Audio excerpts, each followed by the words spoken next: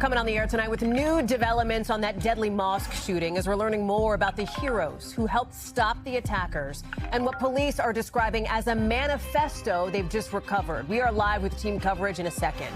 We are also live in L.A. with new evacuation orders in the west with a heat wave burning up the east. We've got the forecast in just a minute. Then the big night ahead for what's being called the President's Revenge Tour, with polls closing, looking at my clock, in just about an hour in the marquee race of the night. We are going to take you there on a big political night. Plus, new concerns about this deadly Ebola outbreak and what top health officials say they're doing to try to make sure this stays contained. And why police think the son of an international fashion mogul had something to do with his dad's death. We'll explain that intrigue in a moment. Plus, the newly released video of the exact moment that an engine falls off a cargo plane in a deadly crash in Kentucky. More on that coming up a little bit later in the show. Hey there, I'm Hallie, and in just the last couple of hours, we are learning some new details about that deadly mosque shooting in San Diego, with the people who were killed that day being honored as heroes. Watch. And I want to be very clear, all three of our victims did not die in vain. Without distracting the attention, without delaying the actions of these two individuals, without question, there would have been many more fatalities yesterday. We'll show you here the three people who were killed yesterday. Mansour Kaziha, known as a pillar of the Islamic Center of San Diego. He'd been working there for the last 40 years. Amin Abdullah, the security guard who police say acted immediately to stop the suspects from getting access further into the mosque. And then Nadir Awad, who joined in the prayers at the Islamic Center every single day. Police executed warrants at homes associated with two teen suspects. They say they found more than 30 guns and a crossbow. They found ammo, tactical gear. They also say they've now recovered a manifesto. The suspects appear to have died by suicide. Police found their bodies in a car in the middle of the street about a quarter-mile away from the mosque. Tom Winter has our law enforcement updates, but I want to start with Morgan Chesky, who is live for us on the ground, as we have heard from people today talking about how this community has been the target of hate before, but they never expected anything like this. Yeah, Hallie, you're absolutely right. And just a few minutes ago, I spoke with the imam who was inside this very building upstairs when he heard the gunfire ring out. He took shelter. And he took a moment to tell me just how grateful he is for the actions that he calls heroic by Amin Abdullah, that security guard that was so much more for everyone who worshipped or went to school here. I want you to hear just his message to the community here following such incredible loss. None of these individuals were strangers. They were all part of this community that he says has existed in peace and harmony for so many years. And now they feel the shock of realizing that their place of worship has now been added to a growing list of others that has come under attack. Take a listen. We are used to receiving hate mails, hate messages, people driving by and cursing and all that stuff. But such horrible crime, we have never expected this.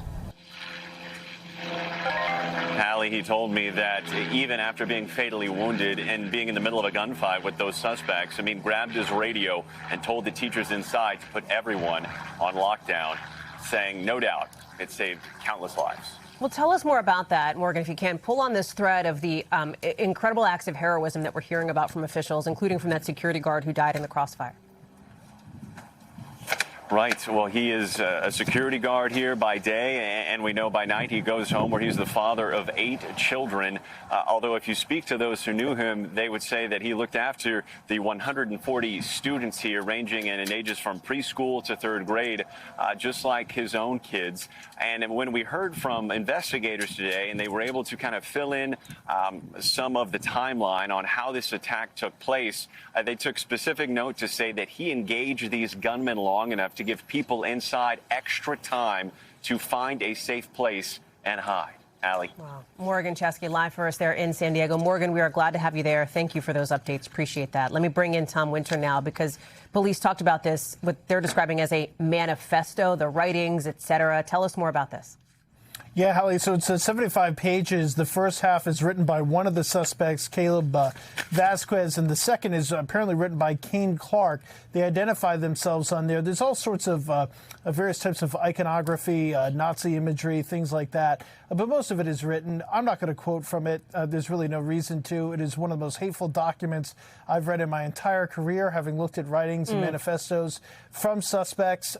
They pretty much hate everybody. If this is the same document the authorities are referring to, they do believe it is authentic. It is anti-Islamic. It is heavily anti-Semitic. They blame people in the Jewish community for the world's problems. As a paraphrase, they have accelerationist views, so they just believe that mass violence ending the world is the way that the world should go.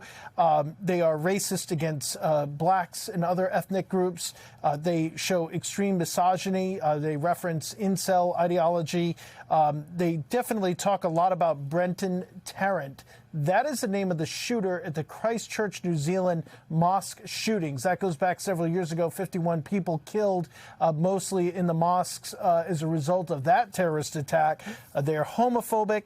They are also anti-Trump. One of them talks about potential violence against the current president, and they describe themselves as anti-MAGA, using some of their words again themselves. So that's really the gist of it. It goes on, but it's clear that they are definitely white supremacists of the highest order. Tom, what else are we hearing as far as the investigation and where it goes from here? Because at this point, there is still a fair amount of police work to do, right?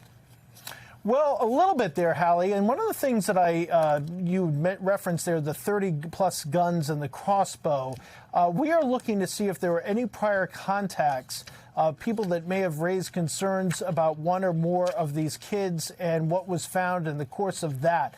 The FBI alluding to the fact that they are filing additional search warrants. They are going through additional devices. They've already gone through some. They've found more, and they're in the process of going through those. So, yeah, we're going to keep a close eye and see what else we can dig up and what authorities dig up here in the next couple of days.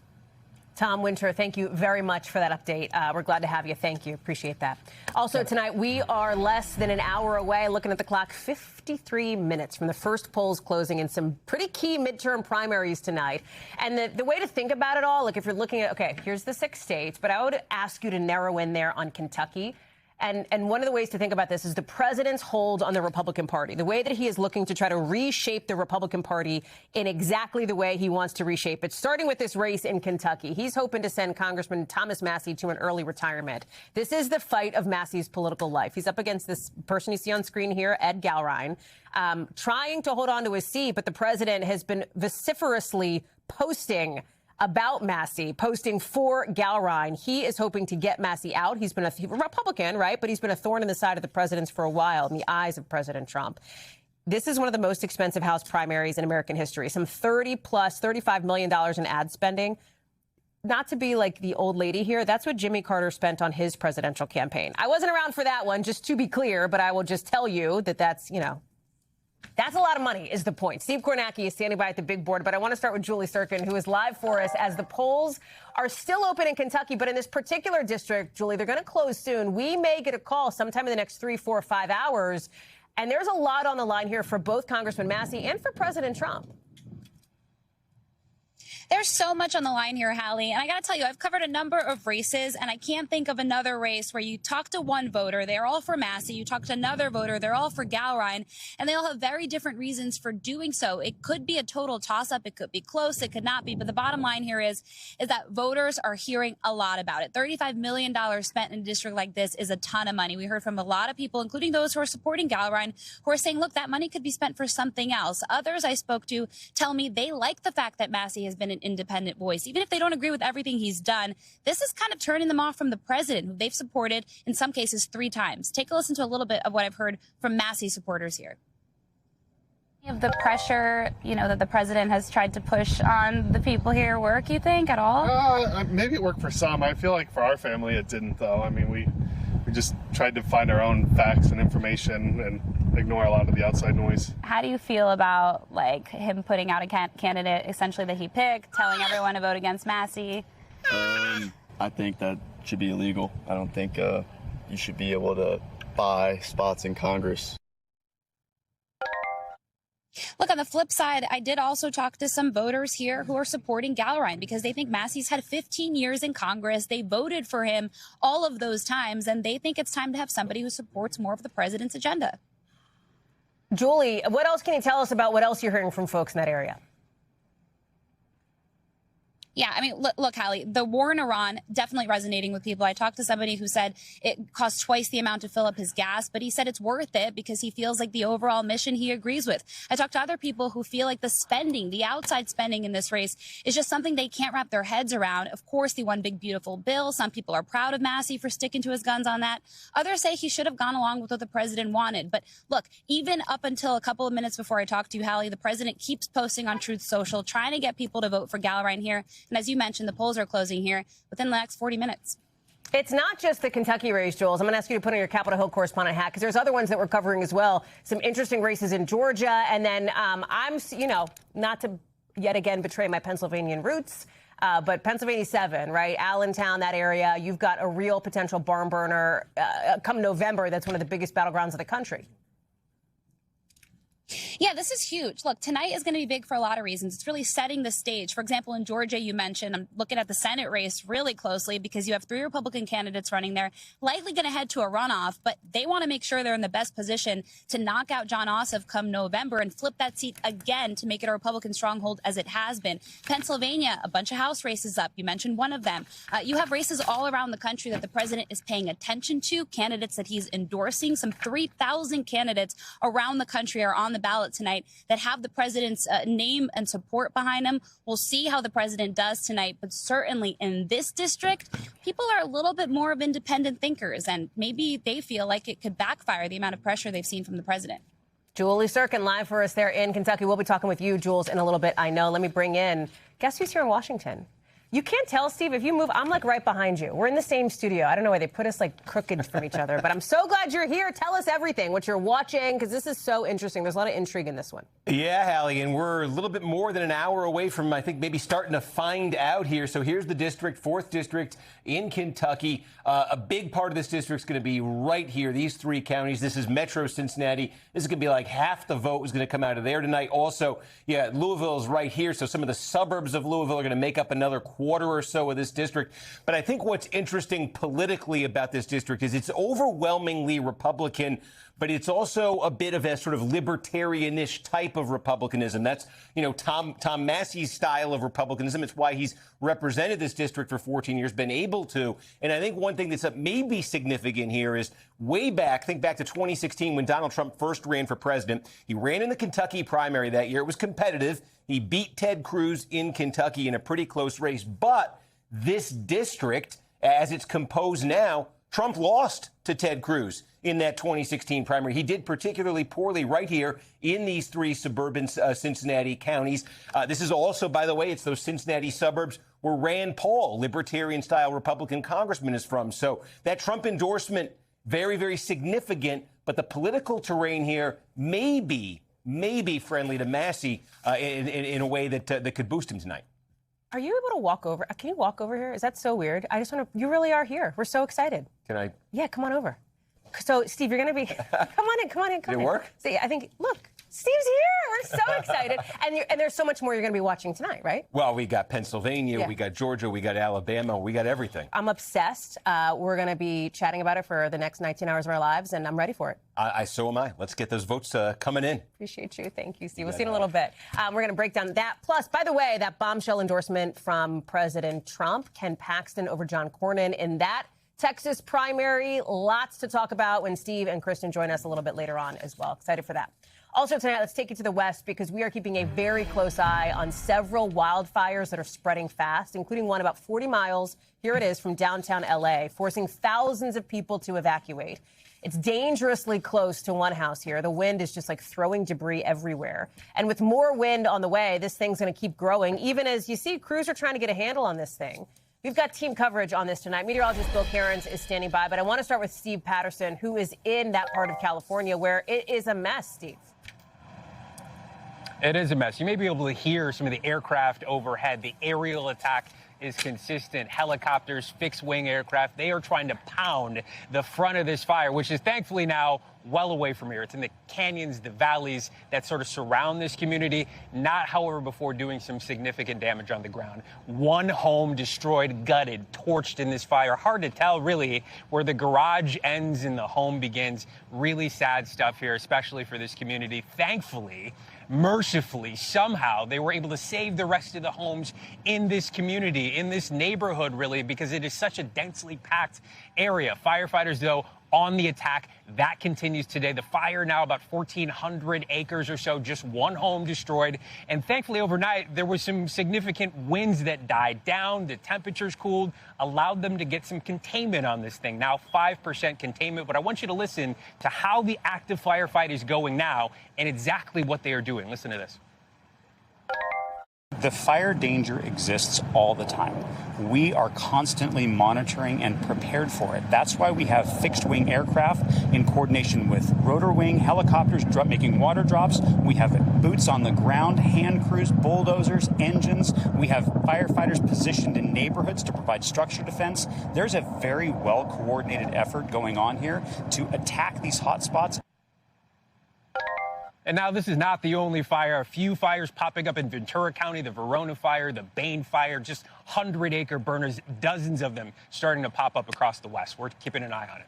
Hallie? Steve Patterson, we're glad you're there for us. Keep us posted. Thank you. Let me bring in Bill Cairns now, who's at the maps. So Steve's got it down in the east, in the west, rather. You're looking at the east, where there is like a brutal early season heat wave. You know our motto here on the show, right?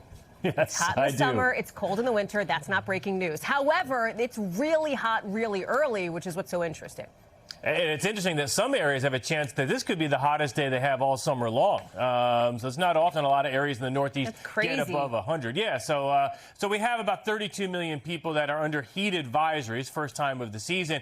And these are the numbers so far. So the black numbers are the hottest temperatures we've recorded so far. So let's take where you are, Washington, D.C. You're at 95 there at Reagan. Your record is 96.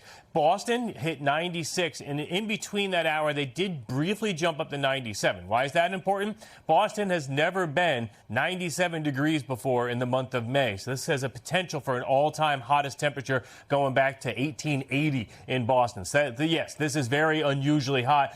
Newark Airport kind of inching up close to that 100 mark. Same with Raleigh and same with Richmond. You kind of get the idea here. And as far as what we're going to do tomorrow, one more really hot day, but then the cool air moves through the Great Lakes. After that cold front goes through, temperatures by the time we get to Thursday will be back where we should be. And then when we talk about Memorial Day weekend, if you like it cloudy and rainy, Hallie, I got a perfect Memorial Day weekend for you. Oh, my. Cool. I mean, I'm here. I'm working all weekend anyway, Bill. So whatever you say, it'll be fine. Bill Cairns, thank you very much. Good to see you as always, friend. Thanks.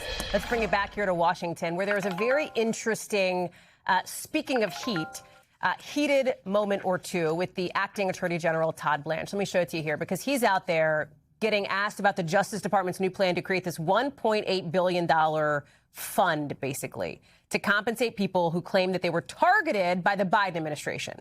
They're calling this it's controversial, the Anti-Weaponization Fund. And this is coming just days after President Trump withdrew his lawsuit against the IRS, alleging they failed to prevent his tax forms from being leaked to the press several years ago. Timing here is important. An apparent resolution was not in a court settlement. But all this public money is going to people allegedly wronged by the Biden administration. So this raises a lot of questions. Who gets access to the money? That's something that Senator Chris Van Hollen wanted to know. Mr. Attorney General, let me ask you this. Are there going to be rules that say that if you've assaulted a Capitol Hill police officer or committed a violent crime, you will not be eligible? Why not make that a rule? I expect that, because I'm not one of the commissioners setting up the rules, I expect that there will be rules. You're appointing 4 of the 5 members, aren't you, Mr. Attorney General? Pardon me? You're appointing 4 of the 5 members. I am appointing all 5 members. You can certainly set up the rules. I would hope you would make a rule that anyone convicted of assaulting a police officer or a violent crime is simply not eligible. They should not apply. Let me bring in Ryan Riley. Democrats basically are calling this they are calling this a slush fund, essentially, right? Explain this. What's this money for? Who's it going to? What's the administration saying about this? Yeah, I mean, there is a controversy over whether there was actually a controversy at the center of this case, because you have Trump on one side as a private litigant, and then you have the Justice Department, which, as we have seen over the past, year and a half now, he does exert a lot of control over. And so it's his own appointees, right? And so if your boss is like suing you and then also saying, hey, like, give me a deal here, there's obviously a lot of conflicts of interest in all of that. But this case was actually settled and closed out before the Justice Department ever entered an appearance here. So the judge essentially said... What does that mean in normal people speak? That she had to close it out because they never entered an appearance, meaning they never filed anything. Okay. They never opposed it, right? If they had entered something opposing it, then there would have been an actual controversy there. The judge might have decided this differently. Okay, so then what happens now?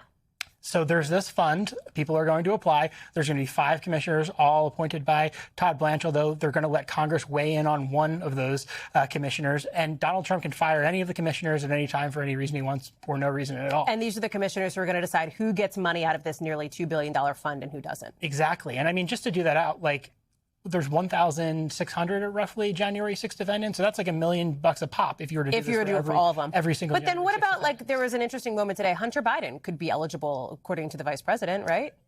Theoretically, sure. I mean, how does that work? Can apply, but it's all going to be these people who Todd Blanche is going to be approving, who are making those final decisions. And a lot of this isn't going to be transparent. They're going to do these quarterly reports to the Attorney General. Here's who we gave money to. Yeah.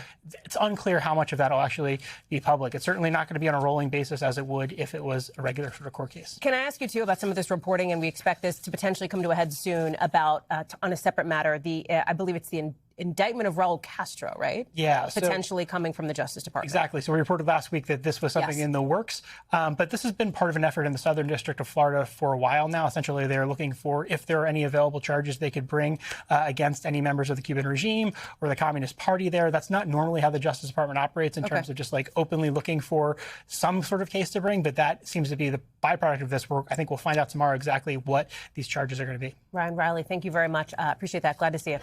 Also tonight, we'll take you to some news around the world with the number of people dying from this Ebola outbreak in Central Africa rising quickly. The WHO is sounding off on all of it tonight. Listen. I'm deeply concerned about the scale and the speed of the epidemic. There are more than 500 suspected cases and 130 suspected deaths.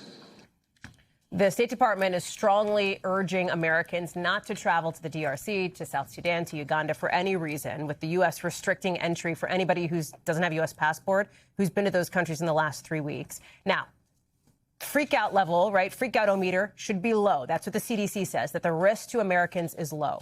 It comes as Dr. Peter Stafford, the American surgeon who's now tested positive for the virus while working in the region, is in the air right now to Germany. He is set to receive emergency specialized care.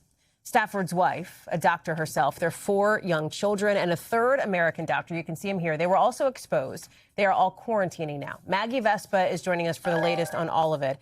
Tracking that outbreak, also tracking the other outbreaks, to be clear, separate, as far as it relates to hantavirus.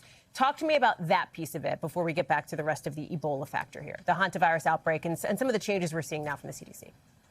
Sure, for sure. A hard pivot from the CDC with regards to those hantavirus exposed passengers. We should say exposed because none of them testing positive at this point at the facility in Omaha. The CDC last week, Hallie, you'll remember, said that they would really encourage passengers, all 18 of them, to stay in quarantine in that facility in Omaha. Hard pivot today. The agency now confirming that they are now requiring all 18 to stay in that hospital in Omaha, Nebraska, till at least May 31st, calling it a quarantine order. This after a passenger talked to the New York Times and told them yesterday that she had plans to go home to Florida and quarantine at an Airbnb, which, by the way, local health officials said last week they would have the option to do. But now this is kind of this hard pivot coming from the federal level. The New York Times saying that she got a federal order yesterday saying law enforcement would be called if she tried to leave. We asked the CDC today during the briefing, why the pivot? Is anyone exhibiting symptoms? She says she has no symptoms. She's testing negative. I'll be real with you. The agency really didn't answer that question, just telling us that this decision was made across the board on the federal level. And again, reiterating the May 31st end to this. So it's a really stark pivot in policy right now, Hallie, and we're digging more into it, but really striking for sure. Maggie Vespa covering it all for us tonight. Maggie, we're glad to have you on that. Thank you very much. We've got a lot more to get to here on the show, including how nearly $10 million in cocaine ended up stashed in a shipment of Kim Kardashian's clothing brand, Skims. Plus, how a bear interrupted a high school soccer match in one location. We'll tell you more about that in a sec.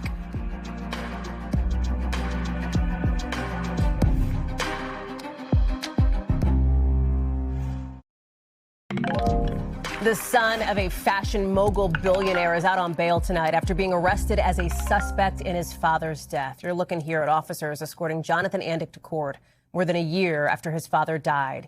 His father, Isaac Andick, who built, Mango, huge brand in Spain. It's now here in the U.S.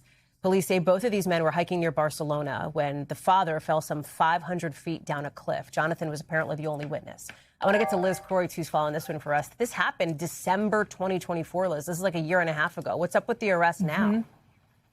Yeah, that's a big question about this, right? So what happened initially is that right after his death in December of 2024, Mango put out a statement calling it an accident, his death. There was an investigation launched by Spanish police, but within just a few weeks, they closed the case. But then last year, the case was reopened. And in the fall of last year, Spanish officials said that they were now investigating this case as a homicide. And there were lots of Spanish media reports indicating that potentially his 45-year-old son, who was with him on this hike, the only witness or believed to be the only witness, could be potentially seen as a suspect. Now, several months later, obviously that is now apparently the case. He was arrested at his home in Barcelona. He was held for several hours and then ultimately was able to post bail and was released. Hallie. Are we hearing anything from the family, Liz? Yeah, so the family has given a statement to Reuters. They appear to be standing by Isaac Andis's eldest son. This is Jonathan Andis. He also works for Mango.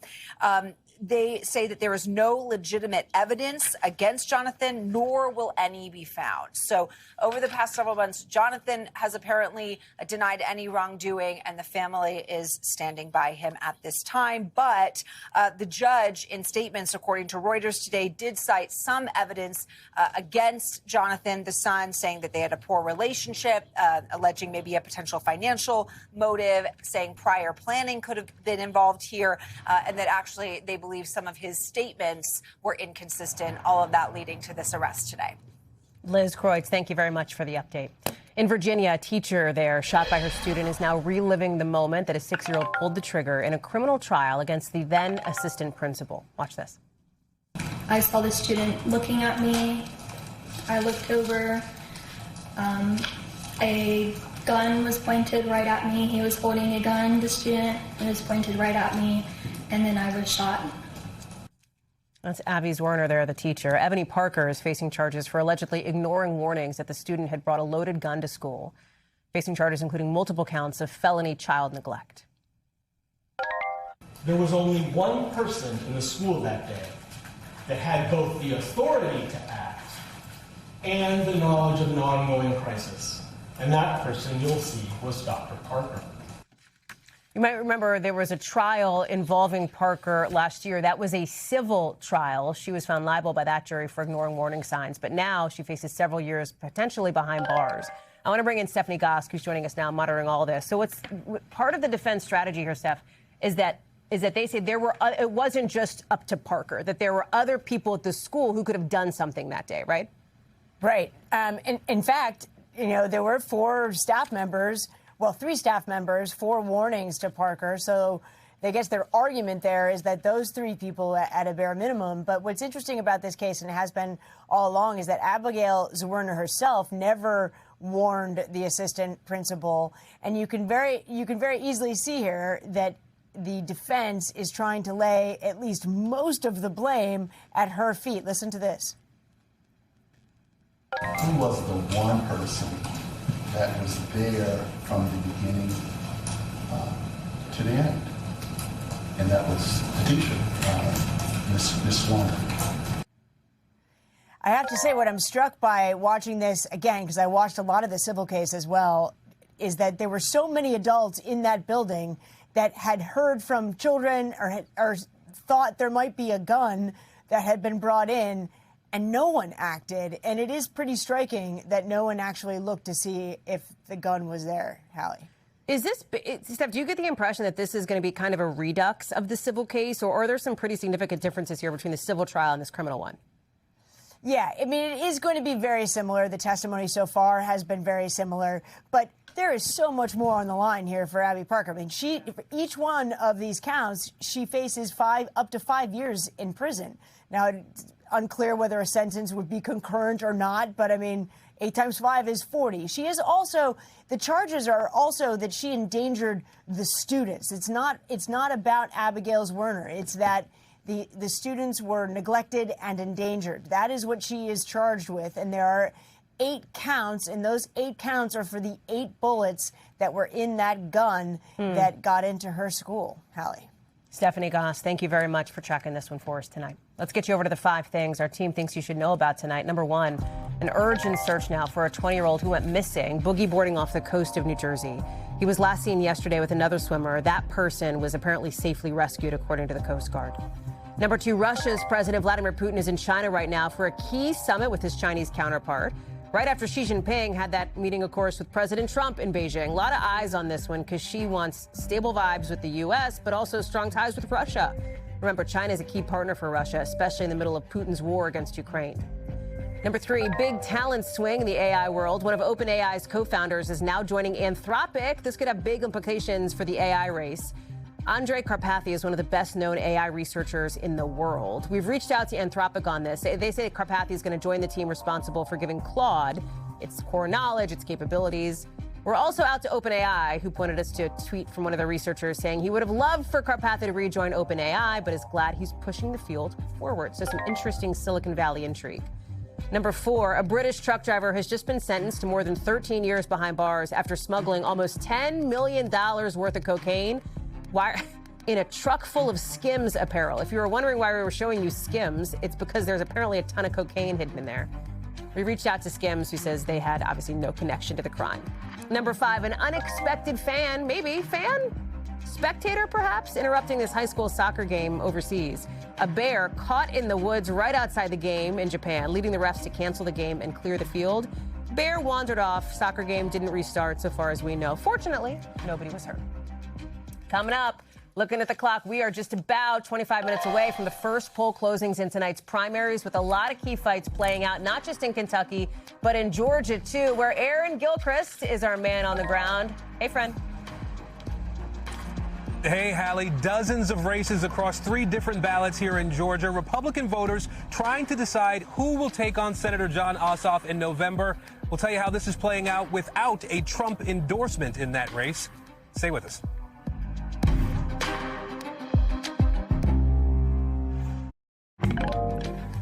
Okay, gang, here we go.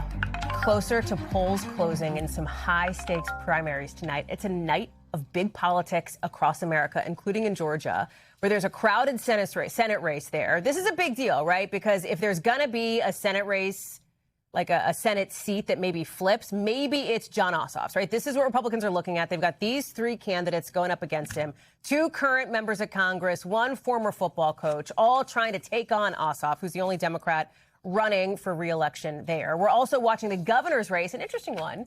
The Trump-backed Lieutenant Governor Burt Jones facing a couple of folks, including Secretary of State Brad Raffensperger, Rick Jackson, who's poured a ton of money into this race. I want to get to Aaron Gilchrist, who is live for us in Georgia. One of the ways, so Aaron, you're going to be joining us for a ton of coverage tonight, which we're excited about. And one of the things that I'm thinking about Georgia is almost like the ghost of 2020 in some ways, overshadowing a couple of these key races. Talk to us about what you're seeing and hearing as you've been out in the polls.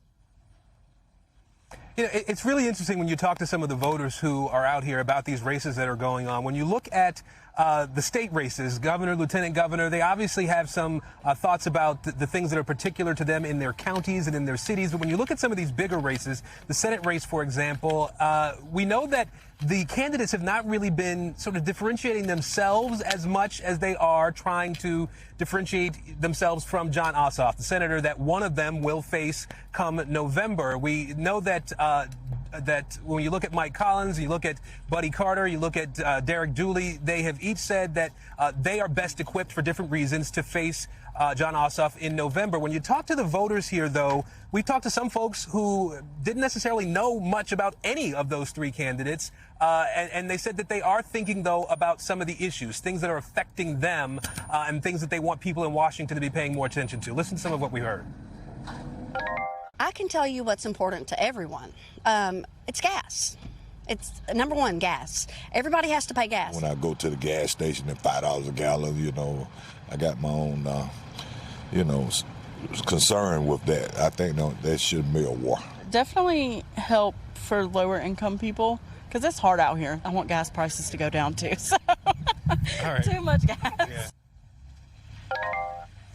And over again, we did hear people sort of point to some of those issues as things that they generally care about, things that they're worried about in some cases, Hallie, and things that they want to make sure whoever becomes the next senator from Georgia, and they believe that a Republican is best equipped to be that person in November, they want to make sure they're addressing those issues after the election in November, Hallie. I feel like the Trump factor is also so interesting here and in so many places. The president has endorsed some key folks. He has also specifically not endorsed in some races, including in the Senate race in Georgia on the Republican side there. Brian Kemp has endorsed, right? And he's somebody who, popular governor, 85% approval rating among Republicans in that state. That could also maybe be a part of this. It could be a factor, maybe. Yeah, you're absolutely right. Governor Kemp here is wildly popular, as you just noted. And so he's put a lot of his political capital behind Derek Dooley. But when you look at the other two candidates, Buddy Carter and Mike Collins, who present themselves as MAGA warriors, who say that they are all in for Trump and have been for a long time, they didn't get the endorsement from President Trump. Neither did Derek Dooley. The president hasn't endorsed anyone here. That's and I think it's interesting because when we look at other races that we've been following here in Georgia throughout the last several months, where the president has endorsed, we've heard people say, I don't know who the candidate is, but the guy that President Trump endorsed is the guy that I'm going to vote for. In this case, we've heard people who've come out of the polling locations. We've been to a couple today, and they said, you know what, I didn't vote in the Senate race because I don't know much about any of these guys. I was surprised to hear that on more than one occasion from voters here in Georgia. I do want you to hear what we heard from some folks, though, about the Trump factor for them in this particular election. We know that the president hasn't endorsed anybody in that particular race. Does that matter to you? I mean, it's always nice to get the boss man's, A-OK, but I don't listen to anybody. It means a lot, but I wouldn't always go with the one he picks. Now, Hallie, the conventional wisdom would suggest that there will be a runoff for Republicans for this Senate seat next month on June 16th because the winner has to get 50%, 51% essentially in order to take this outright. And so it'll be interesting to see if more people are more aware once there is two people to choose from in a runoff election. Aaron Gilchrist, live for us there in Georgia. Aaron, we'll be talking again later on tonight. Thank you. Appreciate you. Kristen Welker is joining us on set. Hi, girl. Hi there. When we talk about Trump endorsements, there is an endorsement he has made that is a big deal today. Not in Georgia, not in Kentucky, not in anybody that's voting. This was a stunner. Texas. The timing of it. The timing of it. Choosing Ken Paxton, endorsing Ken Paxton over current Senate Republican John Cornyn. I've got to shout out our former intern on this show, Grace Gates, first one to ask John Cornyn about this in Texas. Let me play for you what Cornyn told Grace. In terms of our success in November, that Ken Paxton would be an albatross around the neck of our candidates and would likely lose to James Tallarico. I think we've come too far and worked too hard to risk that. There's maybe two things here, Kristen, that President Trump doesn't think necessarily that Ken Paxton would be an albatross around the neck of the party. And also, President Trump isn't super down with John Cornyn either. Doesn't love him. Doesn't feel like John Cornyn has been there for him every step of the way. He's broken with him in some critical moments, but he also has been persuaded by a lot of the MAGA faithful who feel like Ken Paxton represents them. Now, Ken Paxton has been beset by a number of scandals. John Cornyn's tried to make an issue out of that in almost every ad that he's run. Clearly, it wasn't there have been enough. Plenty, plenty of them, but it wasn't enough to persuade President Trump. And we're being told that he was shown polling in recent days that actually suggests that Ken Paxton would be quite strong in a general election. But Democrats, if you ask Democrats which candidate they'd rather go up against, they say Ken Paxton because Senator Cornyn is the incumbent. He knows how to win. He knows how to close. And so I think the challenge for Democrats is not to get too overconfident because Texas is always the great white whale for them. Will James Tallarico actually be able to beat a Ken Paxton in Texas? Here's the other thing to watch for, Hallie, and we're already getting some reaction from Capitol Hill. Republicans, establishment Republicans, frustrated. And here's the crux of their concern, that money is going to need to be diverted to this race that could have been spent on other battleground races like in Ohio for example. And so I think that's part of the frustration that you're going to see moving forward with this. But this was a big moment. The other question, Hallie, why today? Early voting has already gotten underway. Why did you do it a couple of weeks ago when it actually may have had a significant difference even on that first day of early voting? So we'll have to see what it all means, how it shakes out. But there's no doubt, and we saw it this weekend, that when the president endorses a candidate, the implications are still quite significant. Although Thomas Massie hopes that that is not the case in Kentucky, Kristen, right? That when you've got President Trump putting all of his muscle behind Ed Galrein in that competitive House district, you've got Congressman Massie in the fight of his political life. The fight of his political life. He has broken with President Trump. He will argue, look, I've actually voted with President Trump over 90% of the time. However,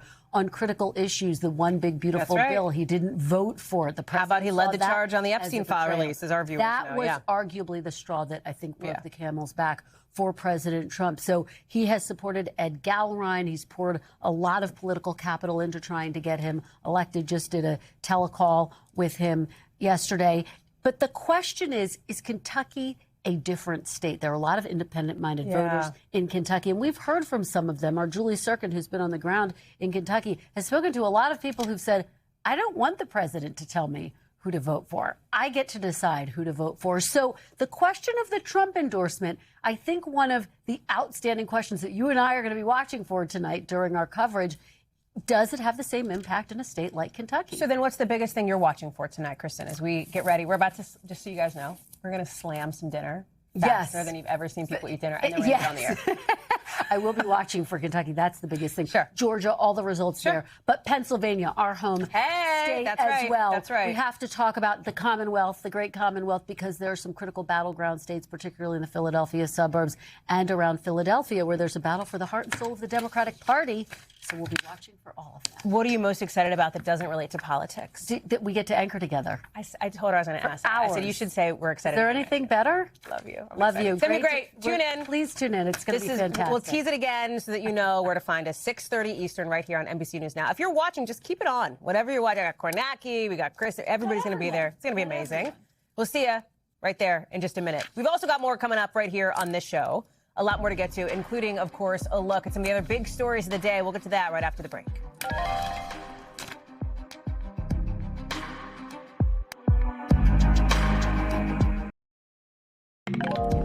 Tonight, we are getting a look for the first time at some newly released video of the moment an engine falls off a UPS cargo plane as it was taking off in Kentucky. You might remember this last November, the horrific, deadly crash there. This is it. So this is the airport surveillance video. Look at that. The left engine coming off as the plane is barely off the runway. Just seconds later, the plane crashed into this kind of recycling area that's right near the airport, leading to a massive fireball. All three, right here, all three crew members on board, 12 people on the ground were killed. The National Transportation Safety Board investigators, NTSB teams, put out this new video today, beginning 2 days of hearings, trying to piece together what happened here. Tom Costello has been monitoring this for us. Talk about some of the top lines. I mean, this new video obviously significant, but they're trying to figure out the clues so this doesn't happen again. Well, it's striking because it just reinforces what they believed and what all the evidence suggests, and that is that metal fatigue literally caused that engine and the pylon that held the engine to the wing, caused it to completely break free. And when it did, take a look at the video again, you're going to see on that video from the NTSB that the engine literally does a flip over the top of the plane. It's on fire, and that dooms the plane, of course. It crashed into that fireball. Watch the engine go over the top of the plane. Watch it. There it goes. Look at that. That's the engine from the number 2, the left side engine going over, the number 1 engine going over the top of the plane. So metal fatigue clearly was an issue here, and that's what the NTSB's already determined. We learned today at this NTSB hearing that Boeing had warned various airlines. In fact, that's not the right word. They had told various airlines, watch for metal fatigue on that part. But it was so rare, they had so few reports of metal fatigue that they did not issue an urgent fix. They just said keep an eye on it. Yeah. And it was such a low priority thing that UPS never increased their cycle of inspections. They were not told to by Boeing. Well, sure enough, this plane crashed before the next long inspection, in which they would have probably caught the metal fatigue. So it has been absolutely, more evidence suggesting metal fatigue on this plane that was built in the 1990s played the crucial role. What do we expect to come out of these hearings? Do we expect the NTSB to put in place any, restrictions or new rules or whatever the case may be? Well, they may come out and suggest we need to do more metal fatigue checks. But listen, already UPS has grounded their entire fleet. They're not flying anymore, the MD-11. FedEx is. They just put out a statement a short time ago. FedEx is saying that they are doing regular inspections, and their MD-11s are flying again. These are not passenger planes, by the way. They're pretty much only now in service as cargo planes. Tom Costello, thank you for keeping an eye on all this for us. Appreciate it. Good to see you. NBC News covers hundreds of other stories every day. And because it can be tough to read or watch or listen to them all, our bureau teams have done it for you. This is what they tell us is going down in their regions in a segment we call The Local. Out of our Northeast Bureau, a 57-year-old woman has died after stepping into a manhole that was open in New York City. She was closing her car door after parking and pronounced dead at the hospital after falling there. It's not clear why that manhole wasn't sealed. The local energy company there says it is investigating. Out of our Midwest Bureau, a woman in Wisconsin finding this very scary scene on her security footage. Somebody pulling out a lighter and trying to set the side of her house on fire. They did. You see it there. A neighbor drove by and was able to get firefighters to put it out. The homeowner was sleeping through the whole thing, apparently. Police are investigating, but so far nobody's been arrested. And out of our Midwest Bureau, storms in Michigan so strong they flipped over this plane at a regional airport. Look, this crane is picking it up to flip it back upright. Doesn't seem like anybody was inside. That's the good news. No injuries. Still kind of wild to see. Also tonight, coming up here on the show, some of the new clues on whether American shoppers are starting to really feel the weight of rising prices. A snapshot from some of the country's biggest retailers right after the break.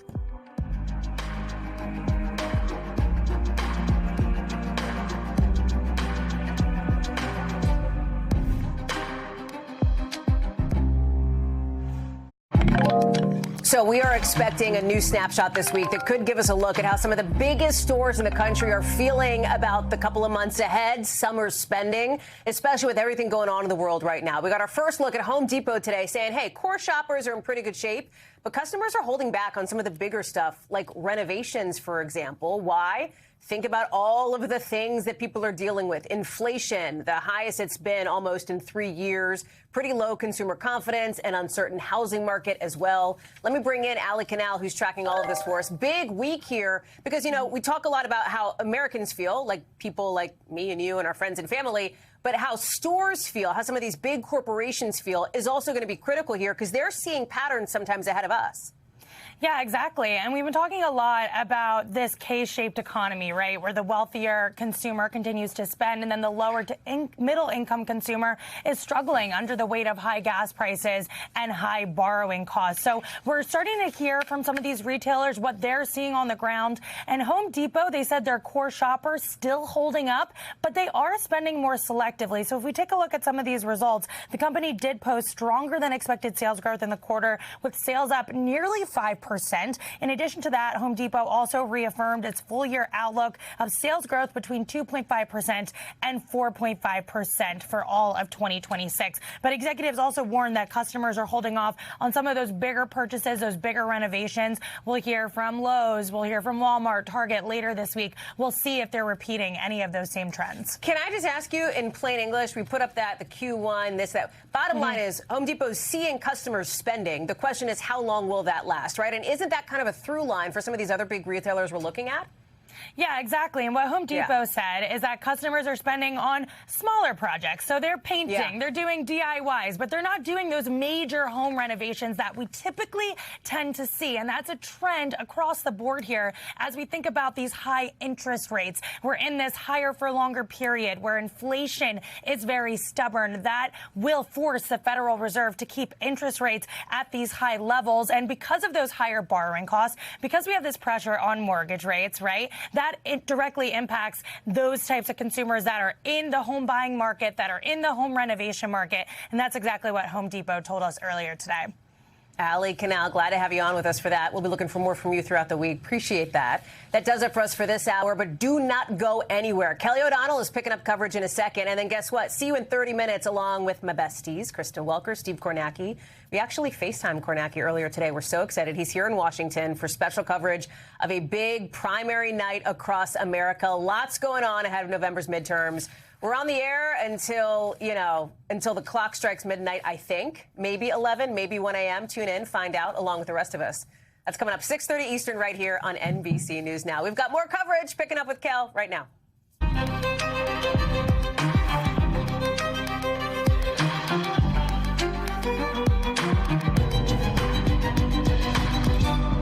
We're coming on the air tonight with new developments on that deadly mosque shooting, as we're learning more about the heroes who helped stop the attackers and what police describe as writings recovered that reveal some of the suspects' thinking. We're live with the team coverage in a minute. And we're also live in L.A. with new evacuation orders issued in the west with a heat wave burning up in the east. Your forecast is coming up in just a minute. Then the big night ahead for what's being called the president's revenge tour. The polls closing right now in a marquee race of the night. We'll take you there. New concerns about a deadly Ebola outbreak and what top health officials are doing to attempt to contain it. And why police think the son of an international fashion mogul had something to do with his father's death. We'll explain that. And the newly released video of the moment where an engine fell off a cargo plane during a deadly crash in Kentucky. We'll show you later in the show. And good to be with you. I'm Kelly O'Donnell in for Hallie. She made the handoff to us. And we're coming on the air as the first polls just closed in some key primaries. With the strength of President Trump's hold on the Republican Party set to face major tests tonight in these 6 states, including Kentucky, where some polls have just closed. All eyes are on the 8-term Republican Congressman Thomas Massie, who's staring down the biggest fight of his political career, trying to hold on to his seat as he's the main target of President Trump's revenge tour to unseat Republicans that have broken with him. It's one of the most expensive House primaries in history. So get this, some $35 million in ad spending. Now, to put that in some perspective for you, that's about what Jimmy Carter spent on one of his presidential campaigns. We'll have team coverage tonight. Steve Kornacki is standing by at the big board. But let's start with Julie Sirkin, who's in Kentucky for us. And Julie, I know you've been talking to voters. You've been getting a pulse. What are you hearing as some of the polls are closing? You know, Kelly, this is one of the more interesting races I've covered, in part because I could talk to one voter. They'd vote for Ed Galbraith. They say Massie has had enough time in Congress. It's time for change. I talked to another voter right after, and they tell me they love how independent Massie has been, that he hasn't been a yes man for President Trump. And they also, in some cases, tell me it's led them to regret their vote for the president. This entire pressure campaign, you can imagine $35 million buys a lot of ads and a lot of mailers, and people are tired to some extent of seeing them and hearing about it. Just watch an example of the voters that I talked to you about. One of them voted for Galbraith at a polling site we were at. Another one for Massie. Look at their reasoning. Did any of the pressure, that the president has tried to push on the people here work, you think, at all? Maybe it worked for some. I feel like for our family it didn't, though. I mean, we just tried to find our own facts and information. I haven't paid attention to what the president's said about it. My vote was based on what I've observed, and I've been disappointed in my past votes for Mr. Massie. Now, look, this is not the first time the president has vowed to put a primary opponent in front of Massie, but each time I talked to voters, they still supported Massie because they appreciated what he's been doing in Congress. This time around, though, they cited the One Big Beautiful Bill. They cited the votes aren't around. You see people starting to enter this auditorium behind me as the polls have closed, and presumably we might get an answer here in the next 2 hours. And we've talked about the fact there is huge money behind this campaign. And why has this race become so important to the president and his allies if people haven't been following all the ins and outs? Well, look, Thomas Massie is somebody who has consistently voted against some of the president's biggest priorities. When it comes to the One Big Beautiful Bill, he tells me it's not because he didn't support money for the border, for example. He just didn't support it as part of a big, very expensive package that adds to the debt. When it comes to the war in Iran, he was one of 2 Republicans who opposed that. So this is somebody that has not kind of gotten in lockstep with the president in the duration of this year. It's something the president is looking for. And Kelly, when I was here back in March, the president came right here to Hebron, Kentucky to hold an event. He brought up Ed Galbraith on stage. He introduced him to the crowd. And he said, I was looking for a warm body with a big, beautiful brain. And that's exactly how some voters here are viewing it. They feel like the president is trying to push Ed Galbraith before them. We'll see if it works tonight. Kelly? We know you'll be tracking it, Julie. Thanks so much for that. We'll be watching some of the numbers come in.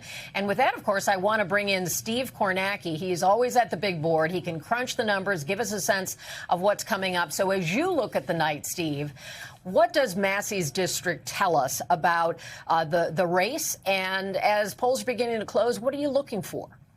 Yeah, Kelly, I think this is interesting in this Kentucky district because certainly we've seen the president on this winning streak in Republican primaries with the candidates he's endorsing, the candidates he's going up against.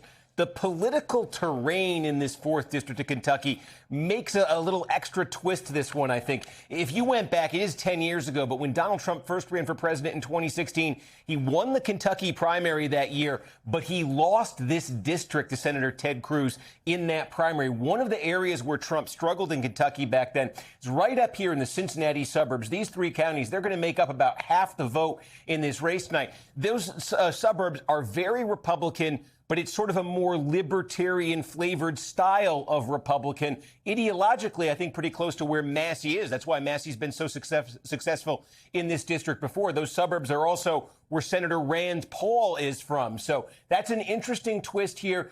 We got the Louisville, some Louisville suburbs in here as well that are going to make up probably a little bit more than a quarter of the vote. Some rural areas stretching out nearly to West Virginia. Very expansive district here. But I think the political terrain, look, if Trump is able to pull this off tonight, I mean, I think it really speaks like that. The influence he has with Republican primary voters, I think it's maybe even more pronounced than we realize to pull it off in a district like this. If Massie is able to survive, again, I think you're looking at why there. It's a little bit of a different brand of republicanism here. So if Kentucky is the center of the political universe tonight, what else might you be looking for? What's a big takeaway for our viewers? Yeah, well, like Ray Charles, I got Georgia on my mind tonight, and that's going to be about 7 o'clock Eastern time. We should get a lot of numbers to start coming in from there. I think the marquee race in Georgia is this one. It's the Republican primary for the U.S. Senate here. The winner of this will go up against Jon Ossoff. Now, Georgia is a runoff state. If nobody gets 50% tonight in this Republican primary, they go off to a runoff. Trump has stayed out of this race. Mike Collins, a congressman, has led in the polling. Derek Dooley, who is endorsed by Brian Kemp, the governor, has been moving up in the polling lately, in second place in most polls. It's an interesting question looking forward, I think, Kelly. If you were to have a runoff that featured Dooley and, say, Mike Collins, I say Trump is neutral now, but, you know, Trump's got a long memory, and he has a history with Brian Kemp. Would he have some motive to get involved in a runoff against Kemp's candidate? Steve, we thank you so much. Please hydrate tonight. You've got a long evening ahead, perhaps, and we'll count on checking back with you as the real numbers start to come in. And meanwhile, on Capitol Hill, senators turned up the heat on Acting Attorney General Todd Blanche, grilling him on the Justice Department's new plan to create a nearly $1.8 billion fund to compensate those who claim they were targeted by the government under Joe Biden. The Justice Department is calling it the Anti-Weaponization Fund.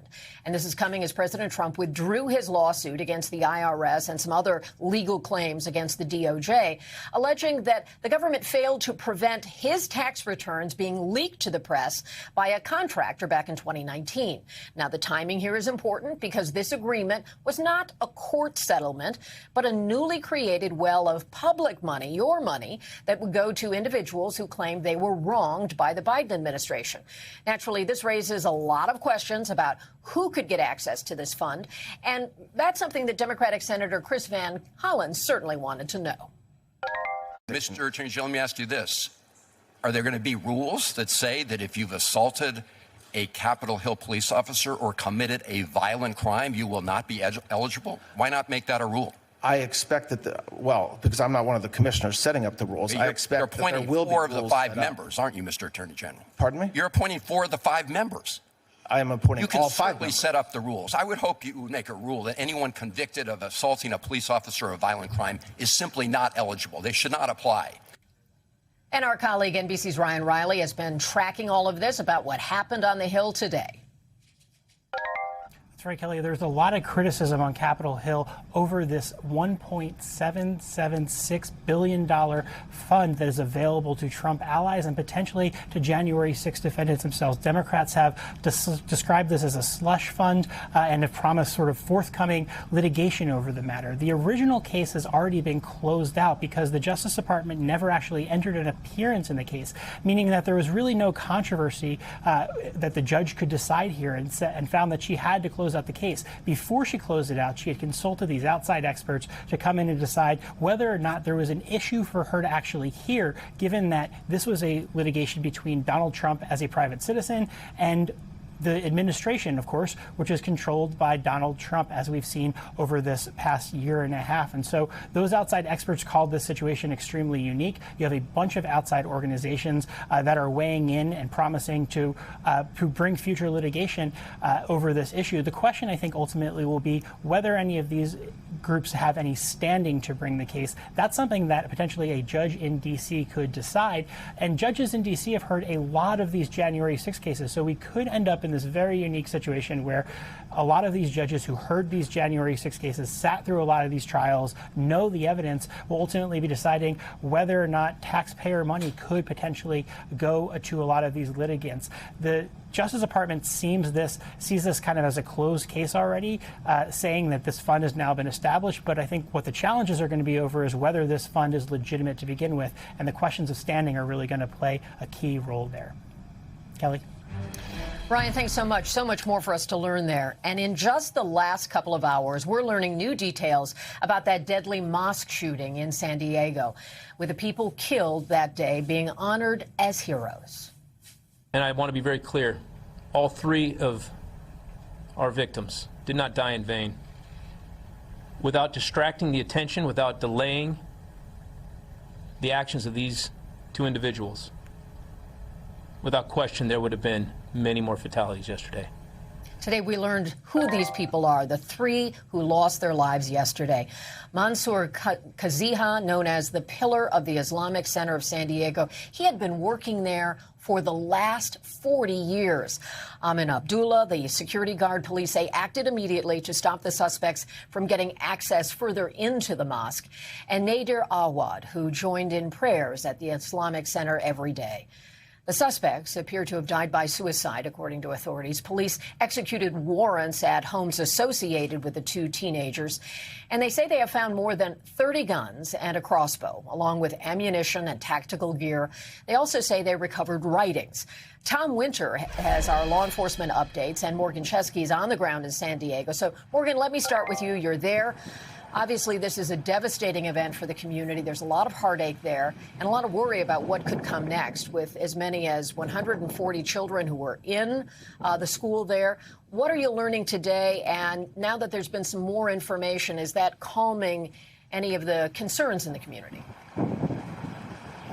Kelly, the awareness of just how close those children and those teachers came to these two teenage gunmen in this building behind me is not lost on anyone. And I think that's why they're crediting Amin Abdullah so much for his actions in delaying those gunmen, engaging in that firefight, giving those inside precious time to seek shelter. I had the imam telling me that even while he was engaged in gunfire with these two teens, he grabbed his radio and he told the teachers to essentially lock down the school.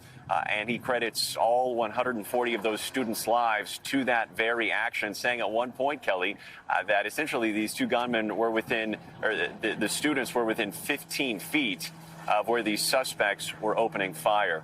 As for the mood here today, it is a somber one because there are no strangers in this community that is incredibly tight-knit. We have seen people come here for the better part of today, paying tribute and showing signs of support here. Kelly. And as we've heard some things now from community leaders, I watched the press conference when it unfolded, and you got that personal sense about the victims who lost their lives and had deep ties. What do you sense is the way that they're trying to move forward now? Are you hearing from families of the victims? Are they trying to just process this all? They are. Amid the heartbreak and the sorrow, they certainly are trying. And just a few minutes ago, there was a gathering of local Muslim leaders, and we heard from the daughter of Amin Abdullah. Again, he is a father of 8. And here is the message that she shared about her father and how to live one's life. Take a listen. He took his job seriously. So seriously to the point, sometimes he didn't even want to eat. He wanted to save his food till after he left the job because he was afraid that if he went on his break, something bad would happen. You can hear the emotion in her voice. In speaking with the imam of the Islamic Center behind me, Kelly, I asked him what was his message to the community in light of this tragedy. And he says he encourages people to just find common ground in difficult times like these. Kelly. We learned so much about the dedication of the people who considered that place not only their workplace, but certainly an extended part of their family. Morgan, we're glad you're there on the ground to bring us those stories. Thank you so much. And now let me turn to Tom Winter, who has been working all of his sources in law enforcement to get a better understanding about what brought this about, what we've learned about the suspects. There is a hate motivation, at least in the early day or so of this investigation. What are you finding out about that component, Tom? Right, Kelly. So there is the hate component of it, the fact that these individuals pretty much cannot stand anybody or anything or anybody's ideology. There's another through line here, which is misogyny. They have deeply misogynistic views. They are absolutely violently against women. They talk about being incels or some sort of a relationship to an incel ideology. We're not quoting from this 75-page document that has found its way online in parts. It's been taken down in a number of places because the views are just so out there. We would only be, frankly, serving their interests, the interests of what police have described as 2 killers. As far as the misogyny angle, you know, this is something that a lot of terrorism researchers are focused on. I think we'll hear more about this in the coming couple of months, that is kind of a bit of an indicator of potential problems. We're also looking into whether or not anybody at the school had previously contacted law enforcement to say that at least one of these suspects may have been a problem and may have been espousing these views online. It is anti-Semitic. It is anti-Islamic, obviously. It is anti-Donald Trump. It is anti-members of the black community and other ethnicities. It is homophobic. There's a whole slew of things that they talk about. And the anti-Semitism, basically blaming people from the Jewish community for all the world's problems, is particularly disconcerting, matched with the Nazi symbolism that is contained in these documents as well. And the suspects we're talking about, just 17 and 18 years old, with that kind of well of hatred that apparently influenced some of this and what played out. Tom, I appreciate it. Thank you so much. Got it. And at this hour, we're seeing multiple wildfires spreading rapidly out west, including this one. It's called the Sandy Fire, just 40 miles from downtown Los Angeles, forcing thousands of people to evacuate. You see it dangerously close to one house here, and the wind throwing debris everywhere. And with more wind on the way, that is expected to keep growing, and crews are trying to get a handle on it. We have team coverage on this. Our meteorologist, Bill Cairns, is standing by. But first, let me bring in Steve Patterson, who's in Simi Valley, California. Good to see you, Steve. What is the status of some of the fires that are just popping up there? And do we know how close these fires are to structures or homes where there's a lot on the line? Kelly, structures threaten really across the entire state of California. I want to show you, though, give you some of the good news. The fire that I'm on, the one that you mentioned, the Sandy Fire, well in hand now. Firefighters overnight managing to sort of get the upper hand, build some containment. You can see, though, hot spots off in the distance, that huge plume of smoke. Firefighters trying to push that away from communities. But as you mentioned, it is not the only fire burning. Several now burning in Riverside County, inland of Los Angeles there in California. The Spain fire, now somewhere around 600 to 800 acres. Hard to get a read because of how fast it's moving. 4 people injured there. Structures threatened. The Juniper fire, 140 acres. People there threatened as well.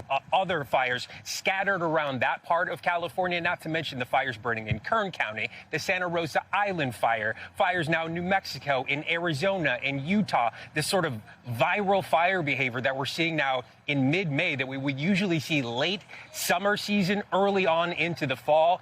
The conditions, hot, dry weather, incredibly dry brush, and these powerful crosswinds that we get, usually around this time of day, a real recipe for disaster, usually, again, during the peak of the season, now that peak season all year round. Kelly? That is a daunting report. Thank you, Steve, for that update. So let's learn a little more from the weather side of this. Let's bring in meteorologist Bill Cairns. And Bill, here we are in the east where it is unseasonably warm, not typically this hot in the Northeast at this time of year. So we've got the fire conditions out west. We've got extreme heat here. Tell us what's going on behind all this.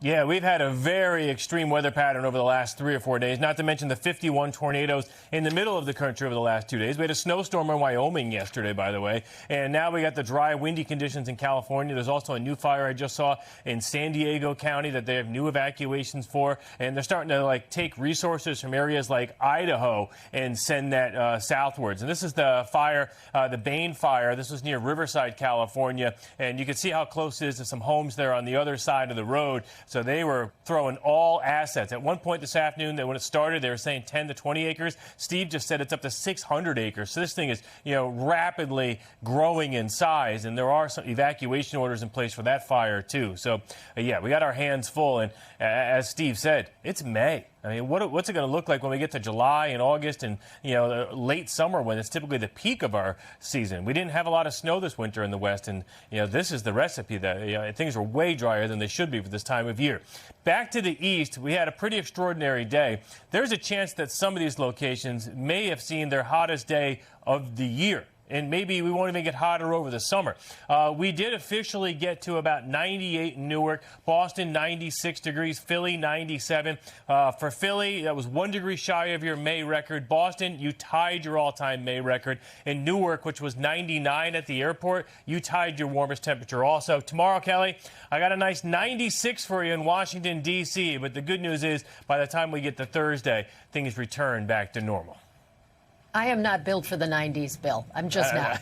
I don't think I any lived of us through are. the 90s, but I'm not built for these 90s. And it's only May. We've got a month until summer. Thank you so much for that. Appreciate it. Now let me tell you about this. It'll surprise you how nearly $10 million in cocaine ended up stashed in a shipment of Kim Kardashian's clothing brand. Plus how a bear made a game-ending play at a high school soccer match in China.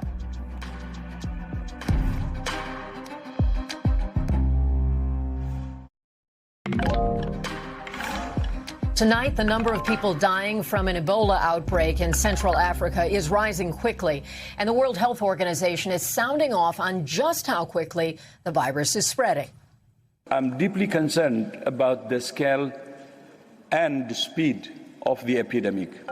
There are more than 500 suspected cases and 130 suspected deaths.